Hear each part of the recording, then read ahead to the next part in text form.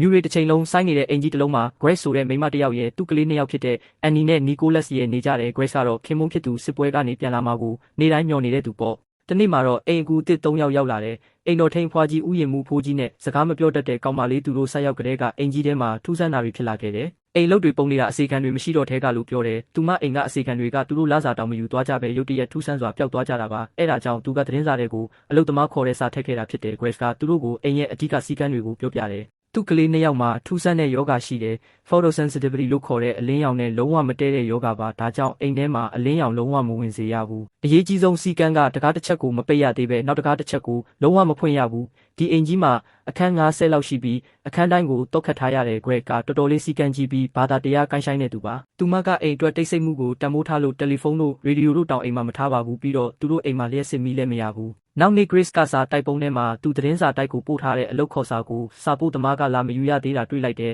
အဲ့ဒါနဲ့အိမ်တော်ထိန်ဖွားကြီးကိုဘလို့ရောက်လာတာလဲမေးတော့ဒီအိမ်ကဟိုးအရင်ကသူတို့အလုပ်လုပ်ဖူးတဲ့အိမ်မို့လို့လူများလို့မလားလို့လာမေးရင်ရောက်လာတာလို့ပြောတယ်သမီးလေးအန်နီကဗစ်တာဆိုတဲ့ကောင်လေးရဲ့သူ့မိဘတွေရဲ့မျက်မမြင်အဖွားကြီးတယောက်ရဲ့သူတို့အိမ်မှာရှိနေတယ်လို့စပြောလာတယ် Grace ကတော့ကလေးတွေစိတ်ကူးရင်တာလို့ထင်နေတာပေါ့သူ့မှာကဖះသခင်ကိုအရန်ကိုးကွယ်တဲ့စိတ်နဲ့ကလေးတွေကိုအမြဲထိန်းချုပ်ခြင်းနဲ့စိတ်ရှိတယ်အန်နီကသူ့မောင်ကိုအခန်းထဲမှာဗစ်တာရှိတယ်လို့ပြောလိုက်လို့အပြစ်ပေးခံရတယ်ဒါပေမဲ့ Grace ကိုယ်တိုင်လည်းခြေတံတွေစကားပြောတံတွေစကြားလာတယ်သူ့သမီးကသူ့အမေကိုဒီအိမ်ကိုသူတို့ပိုင်တဲ့လိုက်ကာတွေဖယ်ပစ်လိုက်မယ်လို့ပြောပြတယ်Grace ကအိမ်ထဲမှာတကယ်ပဲသူစိမ်းတွေရှိနေပြီလို့တန်တရားဝင်လာပြီးတေချာလိုက်ရှာခိုင်းတဲ့နေရာတိုင်းကိုရှာခဲ့ပေမဲ့ဘသူ့ကိုမှမတွေ့ခဲ့ဘူး Grace ကအခန်းတစ်ခုထဲကိုဝင်ရှာရင်း Book of the Dead ဆိုတဲ့တပ်ပုံ album အဟောင်းကြီးတစ်ခုကိုတွေ့တယ်အခက်ကတလေအတိုင်းလူသေးတွေကိုအသက်ရှိတုန်းကပုံစံအတိုင်းတပ်ပုံရိုက်ထားတာတွေပါတညမှာဘသူမှမရှိတဲ့အခန်းထဲကဆန်ရတန်ကြားရတယ် Grace ကအပြေးလွှားသွားကြည့်တော့ဘသူမှမရှိဘူးအဲ့ဒီခါမှာတော့ Grace လုံးဝယုံသွားပြီးသူ့အိမ်မှာတရေတွေခြောက်နေတာပဲလို့အဲ့ဒီနောက် Grace ကဖုန်းတော်ကြီးကိုတွားခေါ်ဖို့အတွက်အပြင်ထွက်သွားတယ်မထွက်သွားခင်ဥယျာဉ်မှုကိုတော့အိမ်သားမှာရှိတဲ့အုပ်ကူတွေကိုရှာခိုင်းခဲ့တယ်သူ့အမျိုးသားကဒီအိမ်ကိုဝယ်တော့ကအိမ်သားမှာတင်းကြိုင်းသေးသေးလေးရှိတယ်လို့ပြောခဲ့လို့ပါ Grace ထွက်သွားပြီးနောက်မှာတော့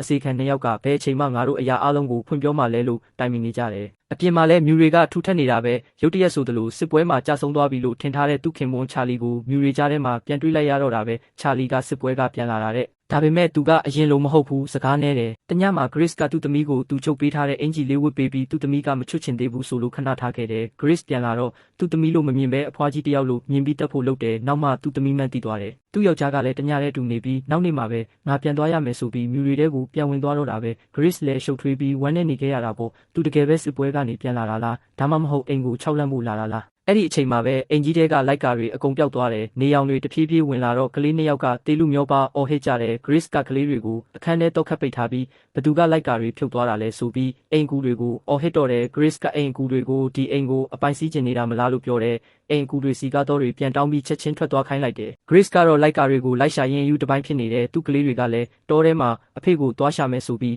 အိမ်ကနေခိုးထွက်သွားကြတယ် Grace လည်းရှာရင်းအိမ်အကူတွေရဲ့အခန်းထဲရောက်တော့လူသေးတွေကိုရိုက်ထားတဲ့တပ်ပုံ album အဟောင်းကြီးတွေကလူမျိုးသူ့ရဲ့အိမ်ဖော်3ယောက်ရဲ့တပ်ပုံကိုတွေ့တော့သူလည်းအံ့ဩထိတ်လန့်သွားတယ်ကလေး2ယောက်ကလည်းအပြင်မှာအိမ်ဖော်3ယောက်ရဲ့အုပ်ကူကိုတွေ့သွားတယ် Grace ကသူတို့ကိုတနက်နဲ့ဖြစ်တော့အိမ်ကူတွေကအပင်ပန်းခံမနေပါနဲ့သူတို့ကလွန်ခဲ့တဲ့ရာစုနှစ်ဝက်လောက်ထဲက TB ယောဂနဲ့တေပြီးသားတွေပါလို့ပြောတယ်Grace ကလည်းကျမတို့ကိုလွတ်ထားပေးပါလို့တောင်းပန်တယ်ဒါပေမဲ့အိမ်ကူတွေကတခြားသူတွေကတော့မင်းတို့ကိုလွတ်ထားပေးမှာမဟုတ်ဘူးလို့ပြောတယ်အိမ်ကူတွေကလိုက်ကာတွေကိုလည်းတခြားကျူးကျော်နေထိုင်သူတွေကဖယ်လိုက်တာလို့ပြောပြတယ် Grace အပေါ်တက်သွားတော့လူစိမ်းတွေကသူ့သမီးကိုမေးခွန်းတွေမေးနေတယ်မင်းတို့အမေကမင်းတို့ကိုဘာလုပ်ခဲ့တာလဲဒီအခန်းထဲမှာဘာတွေဖြစ်သွားခဲ့တာလဲတဲ့မင်းတို့အမေကမင်းတို့ကိုခေါင်းနဲ့ဖိတက်ခဲ့တာလားလို့ပြောတယ်ကလေးတွေကလည်းသူတို့ကမတည်သေးပါဘူးလို့အော်ဟစ်နေကြတယ်တကယ်တော့တရေတွေကသူတို့ကိုယ်တိုင်ပဲဆိုတာကိုသူတို့ကမသိခဲ့တာပါဇလန်းလေးကလေးလိုပါအခုလက်ရှိမှာအိမ်ကိုမိသားစုတစုပြောင်းလာပြီးသူတို့ကတရေ6ခံရလို့နတ်ဆရာမတယောက်နဲ့အိမ်ခေါ်ပြီးဖြည့်ရှင်းနေကြတာပါဖြစ်ရဲ့အမှန်ကတော့အရင်ကအိမ်ကြီးမှာ Grace ကယူသွားပြီးသူ့ကလေးတွေကိုတတ်လိုက်တာပါ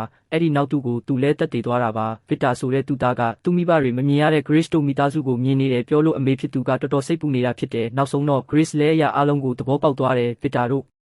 မိသားစုလဲဒီအိမ်ကြီးကသူတို့ကိုမနေစေချင်ဘူးလို့ထင်ပြီးထွက်သွားပါတော့တယ်